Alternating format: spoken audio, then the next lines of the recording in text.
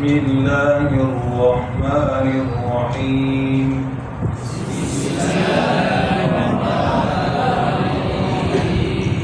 ربی یسر. کیا مطلب ہے؟ اے اللہ اس کو آسان کر، اے اللہ اس کو ولا تعسر، اے اللہ اس کو مشکل نہ بنا، اے اللہ اس کو وتممہ لنا بالخیر،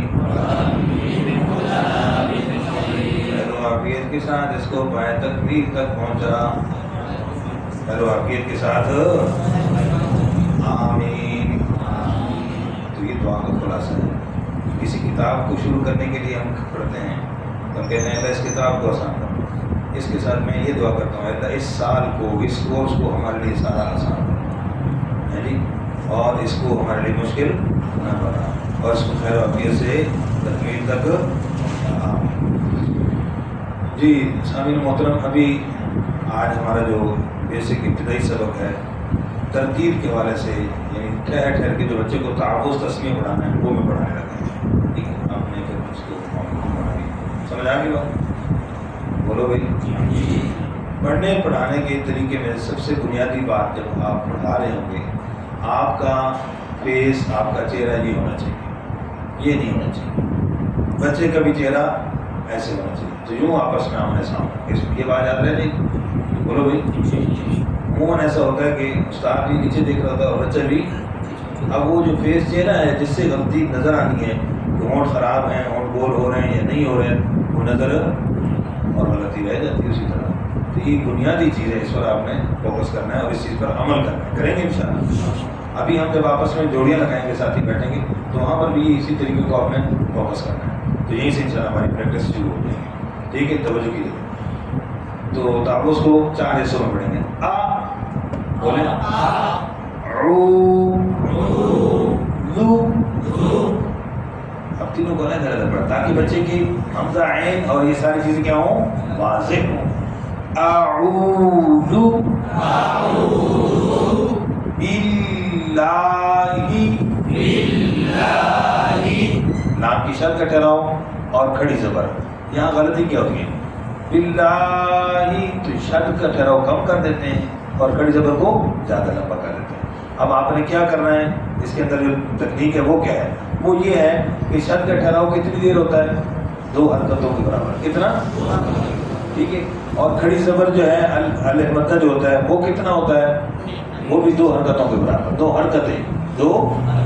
تو اب کیا معلوم ہوا کہ ٹھہراؤ بھی 2 حرکتیں اور کھڑی زبر بھی 2 حرکتیں برابر ہو گیا نا. تو آسان کام ہو گیا. کیسے؟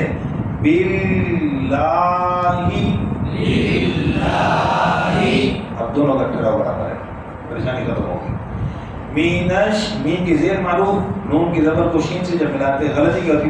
مینش غصے سے نہیں ملانا. مینش شیطان.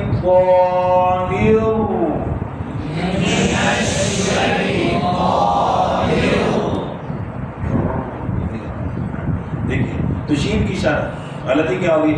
مینشی تو شرط شین کی چھوٹ گئی. ٹھیک. مینش پھر آگے غلطی کیا ہوگی؟ شے، یہ جاہلین مجہول ہو رہا ہے. غلطی کی کیفیت کو سمجھنا ہے اور غلطی کا نام بھی سمجھنا ہے. بس اوقات ہمیں نا یہ فیل ہوتا ہے، محسوس ہوتا ہے کہ غلط ہے. اچھا بھی کیا غلطی ہے؟ اس کا نام نہیں آ رہا ہوتا.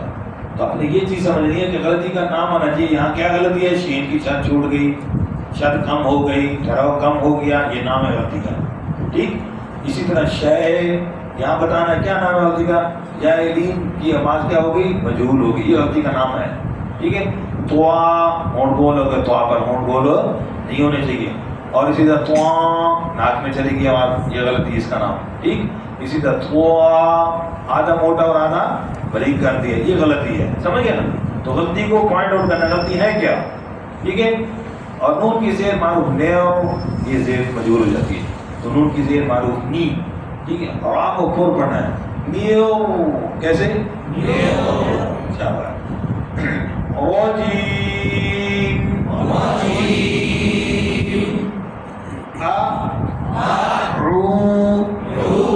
بول کرو نا. زبان نظر آئی؟ اب بچہ جب کرتا نا تو وہ اکثر کر دیتا ہے زو. تو زو کیا تو کیا بن گیا؟ زا کی ساؤنڈ بن گئی، زبان پیچھے چلی گئی. تو اس لیے بچے کو کوشش کرنے کی بیٹا زبان نظر آئے آپ کی تھوڑی سی، ٹھیک ہے. یہ یوں دکھا کے بچے کو پڑھائیں گے نا، بچہ بھی صحیح پڑھے گا. اب فوکس ہوگا. اب بچہ بھی پڑھتے وقت توجہ سے پڑھے گا انشاءاللہ بہتری آ جائے گی. اعوذ باللہ من الشیطان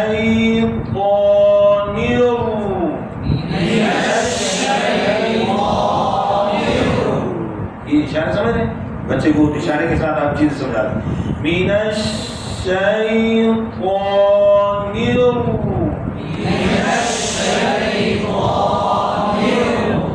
الرجیم. اس کو یاد کر لیں گے. یہ تسبیح بھی ساتھ پڑھ لیں، تسبیح بھی ساتھ پڑھ لیں. 20 بے زیر مجھول نہ ہو، میم کی زیر معروف ہو مجھول نہ ہو، ٹھیک ہے. اور اسی طرح ہا کی زیر معروف ہو ہیر نہ ہو، ٹھیک ہے. را پر شد کا ٹھہراؤ کریں گے اور را کو پر پڑھیں گے. بسم اللہ